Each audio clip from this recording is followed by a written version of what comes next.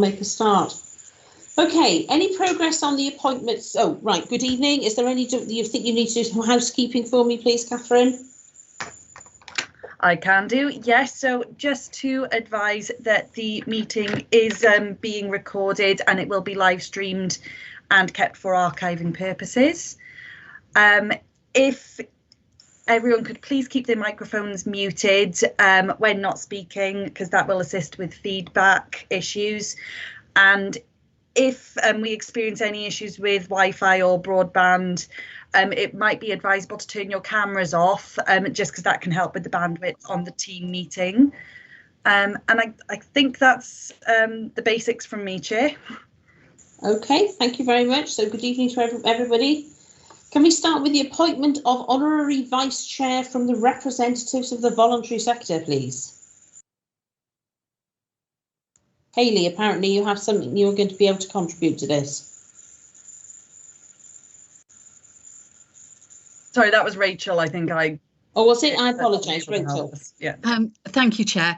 But basically, we haven't got anybody to put forward this evening. The reason being that we've still got some vacancies, but we've got 2 people who are interested from the third sector in joining the committee, and we were planning on bringing them into the meeting in January, and we'll be in a better position then to make that sort of appointment. Unless Hayley is desperate to be honorary vice chair. No? No, I kind of thought not. But yes, we will certainly have 2 new members, and we should be in a position to make that appointment at the next meeting. My apologies, Chair. No, excellent. Thank you very much for that. Okay, apologies then. I understand we have them from Millie Collins. That's correct, Chair. And no one else. Okay. Right, minutes of the meeting held on the 18th of October, please. I'm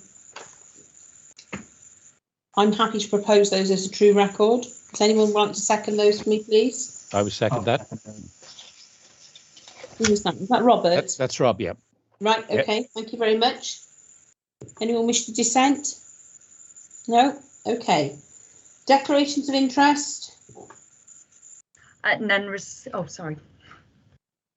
Any forthcoming? No? Okay, thank you very much then. Okay, so report of Glamorgan Voluntary Services, and I think we're going to be starting off with Rachel at this point. Indeed. Thank you, Chair. It's that time of year where lots of third sector organisations are holding their annual general meetings and producing their impact reports and their audited accounts and trustees' annual reports. And as part of our terms and conditions for receiving a resource and funding from the local authority, we put together a report to the Joint Liaison Committee meeting each year to report back on the work of GBS throughout the previous financial year. So we're looking at 2020, 2021. I guess it's fair to say that particular year is going to go down in history, isn't it? This was the year that all of us went home to work. And this was the year that we were forced, many of us, out of our comfort zones and had to adapt quickly to quite unprecedented change. And it's been a particularly difficult year for the third sector. It's been difficult for everybody, but third sector has been hit quite hard in a variety of ways. And as an organisation, as a county voluntary council, Glamorgan Voluntary Services is really proud to say that we have actively been involved in making a difference and helping our local voluntary and community sector when they've needed it the most. And the report that's before you this evening, Chair, I believe does actually demonstrate that very clearly. And I'm happy to work my way through it and then take questions from the committee. Okay. So throughout the pandemic, starting back in March, we were able to very quickly transfer and morph our services online. I think, like many agencies and organisations, if we had been planning to move our services online. It would have taken us a very long time to do it, with a lot of change planning and preparation and consultation with staff and members, etc. But we were able to undertake that move very, very quickly, very swiftly, and got most of our services up and running within less than a fortnight. So we were very pleased to be able to do that. But in that first week back in March, we were in touch with our colleagues within the local authority, and together we started to develop the Vale Heroes website. And so GVS were very involved in putting all of the information together for the directories that were available online, which showed all of the services that were available for those individuals who were shielding at the time or were particularly affected by COVID, unable to leave their homes, etc. So that was one element of the work that we undertook with the local authority. The other was with Age Connects to set up a referral system so that we were able to support people who were shielding and enable them to access additional help, such as shopping, picking up prescriptions, those sorts of basic necessities that we all needed right back at the beginning of the pandemic. And so Age Connects were dealing with those individuals who were shielding and over the age of 65, and GVS was dealing with finding support for individuals who were under the age of 65. So together we managed that remarkably well. I think the local authority was the clearinghouse, if you like. They took all the calls and forwarded them on to Age Connects and ourselves. So tremendous amount of work was undertaken around supporting individuals and then communities in the difficulties that everybody faced with COVID. So we were there to provide support to the wider sector, and we continue to support third sector with volunteers, information, guidance, direct funding, and support to access larger pots of funding from other sources.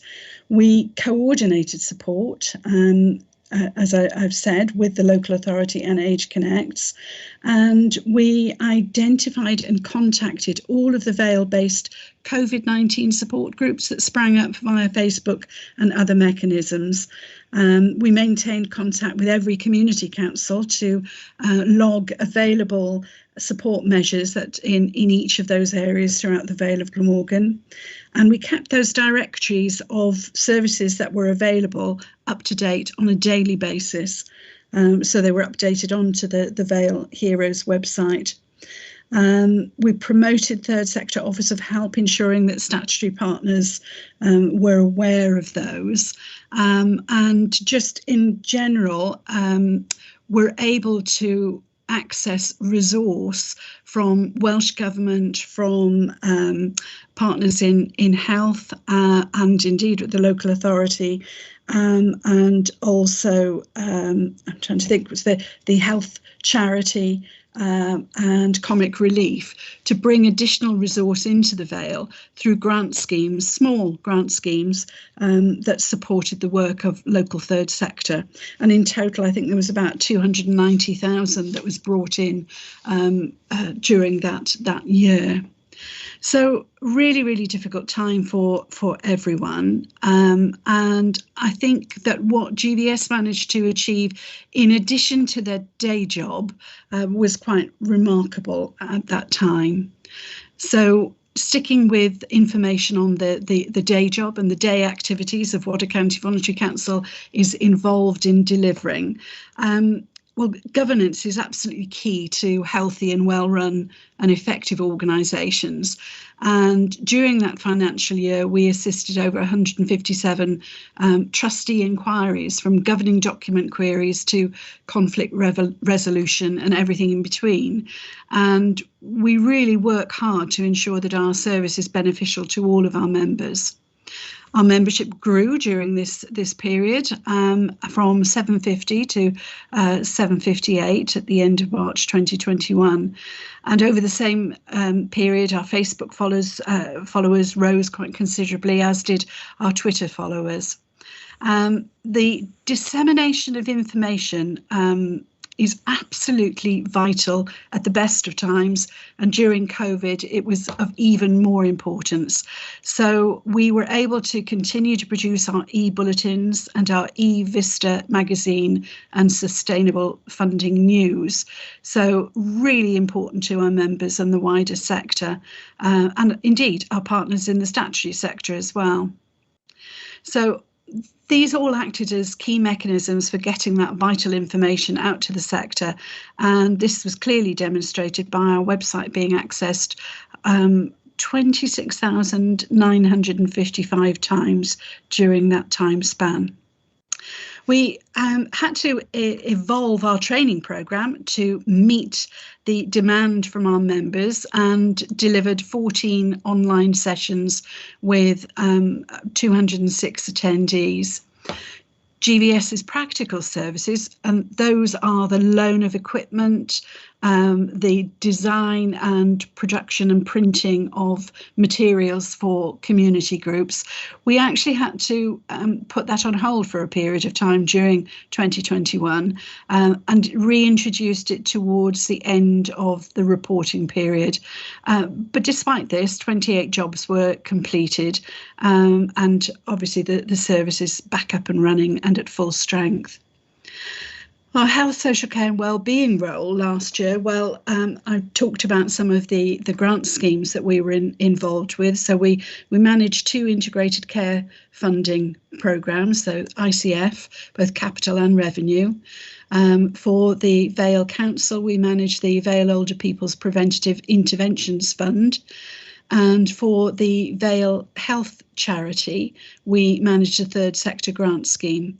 And also comic relief. And I guess one of the quickest turnarounds for us was conversations with colleagues in Vale Council, and within the first couple of weeks of the pandemic hitting, the council had given us £2,000 to get out there quickly to some of the Facebook groups that were starting up, to provide them with some basic PPE materials and other elements that they vitally needed to be able to undertake the activities that they were so inspirational in getting involved in. So we also manage a Dish Out Dosh. It's a youth managed grant scheme that is aimed at young people's activities. It's Welsh Government funded, and we were able to get some of that resource out during the pandemic to young people to help support them with mental health issues and connectivity for school, etc. So our vital funding information and support service it's here to provide funding information and assistance that's tailored to the specific needs of individual groups. And that was used, as you can imagine, very extensively during this period of time. And an additional 500,000 was brought in, or just over 500k, during that financial year to help groups here in the Vale of Glamorgan. The volunteering service, well, that was massively impacted by COVID. We were no longer able to provide face-to-face services, and everything switched online. And we were faced with a massive and truly inspirational flood of people wishing to volunteer. Excuse me. And between March and June 2020, we had an unprecedented increase in inquiries of 1,067%. For that time period, with over 980 people coming forward to volunteer just in that brief time then. What actually happened then is, some of those people went on to shield themselves, some of them became unwell, and so the conversion rate throughout the year ended up being at 882 volunteers actually placed and active in delivering volunteering here in the Vale. And that was a massive increase on previous years, as you can well imagine. The challenge for us is keeping people engaged and making sure that they've got the bug for volunteering and they continue to support their communities. And that is a big challenge as people have gone back to work, after having been on furlough or indeed working from home and going back into the office. So we still managed to hold a Volunteers Week and celebrations during that week in the first week in June, and it was delivered online and through social media, and we reached over 14,000 people across the Vale and sent out certificates and messages of thanks to organisations and volunteers here in the Vale of Glamorgan. So we run 3 main networks and all have adapted to online meetings. And there are currently about 440 odd members of the Vale Health, Social Care and Wellbeing Network. Partnerships and joint working is how we've all managed to achieve the amazing things that we have during the pandemic. And it's always formed a very large part of GVS's role, as I think the report shows to the committee.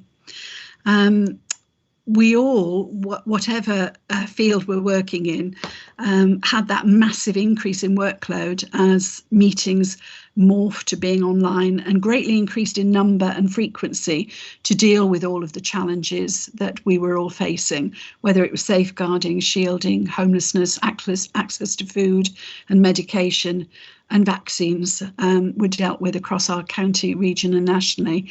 And there were times when it felt like we'd never get off Zoom or Teams, and I'm sure you all have experienced that feeling and those days where you were just in back-to-back meetings. So GVS has been heavily involved, as we've said, in so many aspects of the COVID service development and delivery throughout this period. Staff team went above and beyond, providing interim food packages, sandwiches, things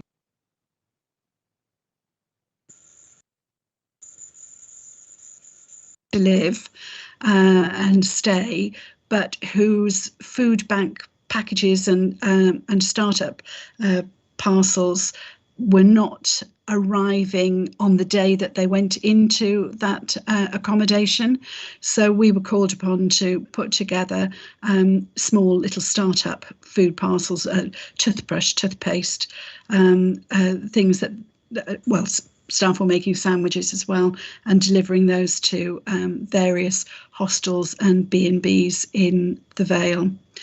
So lots and lots of activity across the board for us as a county voluntary council, and then adding into that mix, obviously, the response that we put in place to support individuals and communities throughout the Vale in response to the COVID pandemic. We also continue to run our projects, and all of these moved online. So Connected Carers was certainly one, and that came to an end in February 2021. And that was supporting individual carers and families. And as you can imagine, they were feeling extraordinarily isolated throughout this period, because the majority of those individuals that they were caring for were having to shield, and the impact that had on the carers was enormous. So it was about making sure that they were being kept in touch, that they were contacted, that they were supported in any way that the project could. There was also the Rebuild project, which was a National Lottery funded project supporting people into volunteering to improve their physical and mental well-being. And actually this went from strength to strength during that time span. And part of the project outcomes and additional deliveries was the introduction of a food share initiative in Llantwit Major in CF61, and that didn't finish with the rebuild project that ended in March, but lives on and has received funding via the local authority from the public health team, and throughout the pandemic, Fair Share is about not wasting food. So it's the food that supermarkets throw away at the end of the day, and we're talking about vast amounts of food that is disposed of in this way. And so Fair Share is that setup where the items that would be thrown out but are edible are picked up and taken to a centre, and then that is made available for any members of the public. What we found during the pandemic has been that those individuals who were furloughed, those individuals who'd lost their jobs, were finding it extraordinarily difficult to make ends meet. And so we were focusing during this time on making sure that the food went to them first, so and if there was any then left over, then wider community could come and collect it. But that has been a real success, and it's still proving to be really important to the communities in the Western Vale. So that continues, and we're looking for further funding to make sure that it continues out beyond this year as well. We also received some resource for the Dewis directory, an online website. So we help third sector groups to get their services publicised on that directory. It is quite onerous for small groups to do that, because it's something that has to be renewed every 6 months. Not necessarily the best directory and website that we've come across, but it is a one-stop shop, if you like, for finding out information about all sectors, services and activities. So back in June 2019, we had taken on the lease for the Old Youth Centre in Llantwit Major, and we renamed the building CF61 and launched it as an all singing, all dancing, literally, community centre. And then, of course, COVID hit. And there were, as you'll be aware, some really strict and stringent rules and regulations put in place for community centres to be able to operate in any shape or form. We were very fortunate in that we had support from WCVA and also from the local authority, and we were able to dig into our own resources and purchase lots of PPE, including sneeze screens, pop-up roller screens, all sorts of things that enable us to meet Welsh Government regulations, and after really stringent risk assessments, continue to deliver some services from CF61. And some of you may be aware that the centre was also used by several of the Western Vale GP surgeries to deliver their vaccination programme, because the way we had it set up meant that it was very hygiene secure, COVID hygiene secure for those surgeries to be able to use, well ventilated, lots of entrances and exits so that you could manage a one-way system very easily. And so we were very happy to be part of providing that particular service from that centre. Risk assessments have been a real challenge for third sector organisations and community groups that run community centres, and we've been able to provide a lot of support, having walked the walk, not just talking the talk, in running a community centre ourselves. So I think that the staff team that's been working in that field within GVS has been an absolute godsend to many of the community centres across the Vale. The other thing that has happened during the last financial year is that after a considerable period of time, the Vale Council and ourselves have managed a community asset transfer of the old Western Vale Integrated Children's Centre. We received capital funding from ICF and also from the Vale Council, and were able to sign on the dotted line for the building in February, and have been undertaking refurbishments ever since that time. And lots of delays, as you can understand, with COVID, with supply chains of building materials, etc. So we are there. As an organisation, we have a base in Llandrwyd Major now within that building, and we have third sector organisations using that building, and we've also reintroduced a full-time nursery within the building. So that's a fantastic achievement during extraordinarily difficult times. That's probably where I'd like to leave it. Very happy to answer questions on any of the elements that I've touched on. Obviously, there is a lot more in the report that I haven't gone into. So if there's something that you're particularly interested in and I haven't given you that extra information, then please ask me and I'll see what I can do with regards to answers. Okay, well, I'd like to thank Rachel for providing us.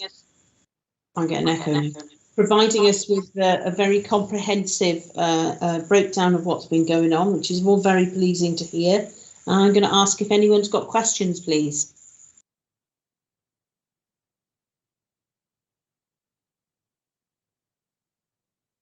No, can I see any hands up? Right, Hayley, please. Hi, Rachel. That's incredible achievements. Absolutely amazing. Because I know how difficult it was to transition and then to maintain delivery. But really, I mean, lots of things that I'd like to pick up another time, but really interested in the community centre. So we deliver schools-based counselling. We've got a building that we use in the business centre in Barry. But I'm thinking of the schools we service up there, which is Llantwit and Cowbridge, and perhaps looking at a space a bit closer to those pupils in the Western Vale to access those sessions in the community. So maybe that's something I can pick up with you again. Absolutely. Be very happy to accommodate you. Thank you. Oh yeah, I think these buildings need to be used as fully as possible, don't they, to merit the money spent on them. Okay, thank you. Anybody else got a question, please? Christine. Thank you, Chair.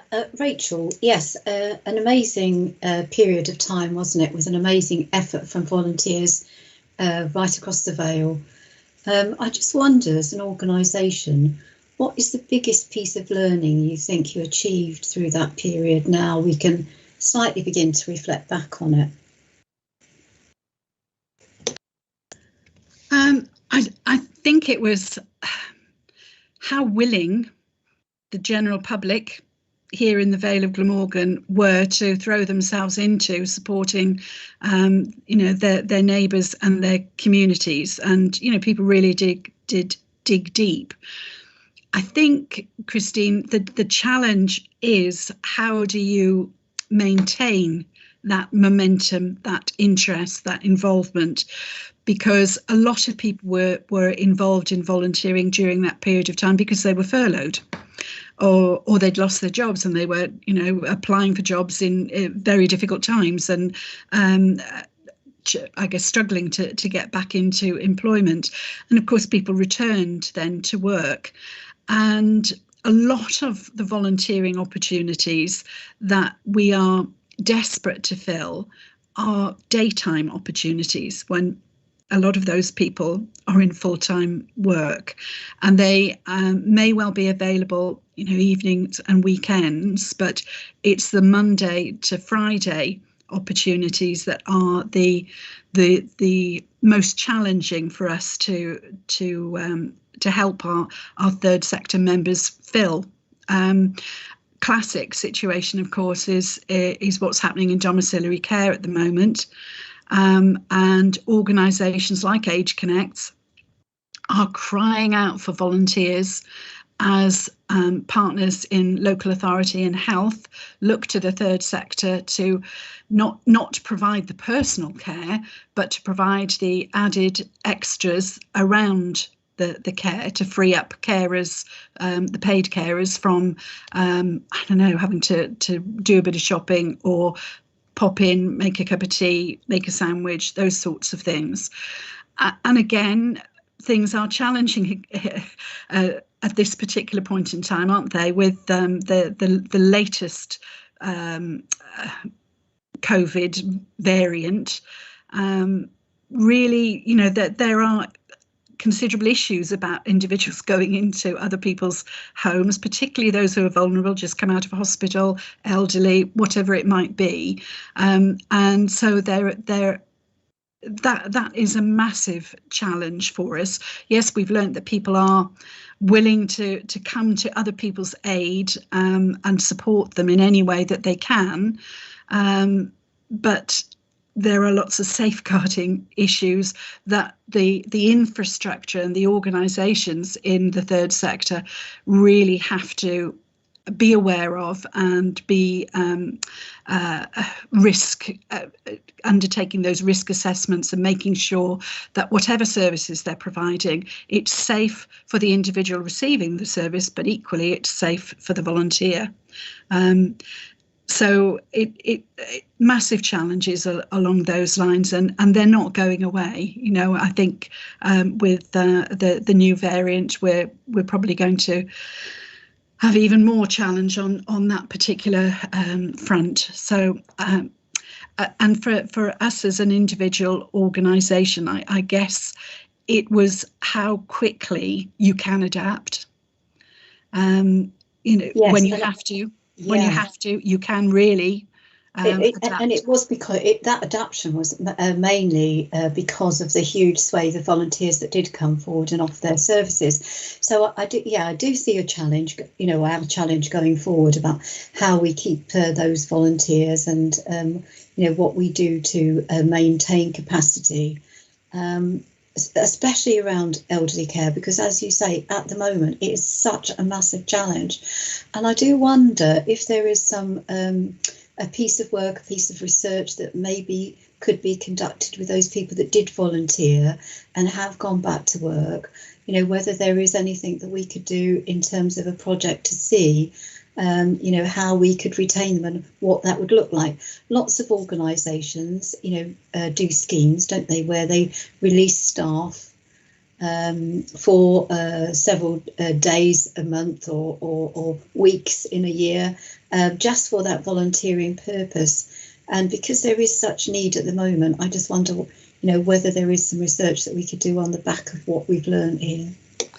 Well, Helen Moses, who I know is in the meeting, will be aware that we received ourselves, the local authority here in the Vale, local authority in Cardiff, and our counterparts in Cardiff and the Health Board received funding from Welsh Government to undertake some research between January and March earlier this year, and we were able to contact a very large number of those volunteers who'd been engaged, and it is just as I've described. A lot of them got involved because they were home, they were furloughed, they'd lost their jobs, and wanted to not sit on their backsides but get out there and help people within their communities. But then it was the challenge, well, going back to work, but meant that they couldn't then continue with the volunteering during the daytime, Monday to Friday, when that is when the greatest need is around. You know, families can be available to support individuals evenings and weekends, but if they're working as well, that's the lonely time for older people, and that's the time when people who've just come out of hospital and need that extra bit of support and care find that there isn't anybody around. And there's not much for them, is there? So I do wonder, it'd be great to see that research on this committee at some stage. We can certainly do that, Christine. Yeah, lovely. The other thing I would ask is when people step forward, it's also about saying thank you to them. Part of it is about saying thank you, and the other part is about making them understand how valuable they've been. So I wonder if there's anything that as a committee we could do, or as a council, to try and underscore the thanks and also the value. Well, one of the things, Chair, that the council did respond to, I'd noticed driving around the Vale that there were lots of signs on roundabouts saying thank you to key workers in the local authority, and so I did contact the managing director and ask for some signs to go up to say thank you to volunteers, and that was done pretty quickly, and I think there are about 3 of them scattered around the Vale. So I think seeing things like that lifted people's spirits when they were involved in volunteering. Volunteers Week is the time when we as an organisation do as much as we can to say thank you to volunteers, but we also know that individual third sector organisations are also saying thank you to their volunteers at that time and also throughout the rest of the year. A long time ago, I think probably about 20 years ago, we used to together jointly, local authority and the voluntary sector, host a volunteer awards evening. I think it was always very, very well attended. But there's a cost obviously associated with things like that. So I don't know whether that's something that the council would wish to look at again. I had spoken with Tom Bowring and others about when staff are recognised in the local authority. There is an event, I think, at which staff are recognised, that any individuals who are involved in volunteering, there should be special mention or special awards given to encourage more members of the Vale staff team to get involved in volunteering and to pay homage to those who do, because it is important that we all do as much as we can. Yeah, that's a really good idea, and I wonder, Chair, how I'd like to put forward a motion here for this committee that we ask the Cabinet to take that idea forward so that we can actually say a proper thank you to our volunteers, whether that be at a separate award ceremony or at the award ceremony with staff. No, I agree. I think that's a really sensible thing to do, because we want to encourage people to remain involved. I mean, I think one of the interesting things that I've noticed in Penarth is that lots of people who came forward under the aegis of various semi-formal organisations went back to work, etc., and we tried to encourage them to form official groups, with constitutions and so forth, and they are not interested. They want to be able to, as and when, they don't want a kind of formal organisation or a formal structure, and I can quite understand why they would feel like that. They don't want to belong to an organisation. They want to feel free to do whatever they want. But it does make it quite difficult, doesn't it? Because we're unable to kind of quantify what they're offering, and I don't want to sound like I'm looking for key performance indicators, because I'm not. But you want to be able to say, right, we can rely on such and such a number of people or whatever. And in fact, no. It was a response as and when of the moment, and it's not something that is going to continue in the way that it did. I mean, I was all involved in things in a kind of quite peripheral way. Penarth Town Council was as well, but they're kind of free floating, these semi-formal organisations, aren't they? But I certainly think we should pick up what Christina said. I think that we need to appreciate people and the work that they've done. And some people are continuing to do it in a major way, aren't they? Absolutely. Part of that piece of research that we were involved in actually included us contacting all of those Facebook groups and asking whether they did wish to formalise, because at the time there was possibly some funding available to help them continue in some form, some resource from social services actually who could see the domiciliary care crisis landing on us all. But they, as you have very cleverly outlined there, Rhiannon, the desire of those individuals was not to be fixed to any formal setup, although we did end up with 2 of the Facebook COVID groups formalising, one of them being Helping Hands in Penarth. And that's still operating and still providing services and still supporting individuals that they made those connections with during the lockdowns. So yeah, it is. I keep saying the word challenge, but it really is. You know, how do you keep those people engaged? And the challenge then for partners in the statutory sector is, well, are they still there? Can we call upon them? You know, who do we go to ensure that we've got this groundswell again of support? So, I mean, that's one of the things that we're looking into at the moment, and I think Helen will.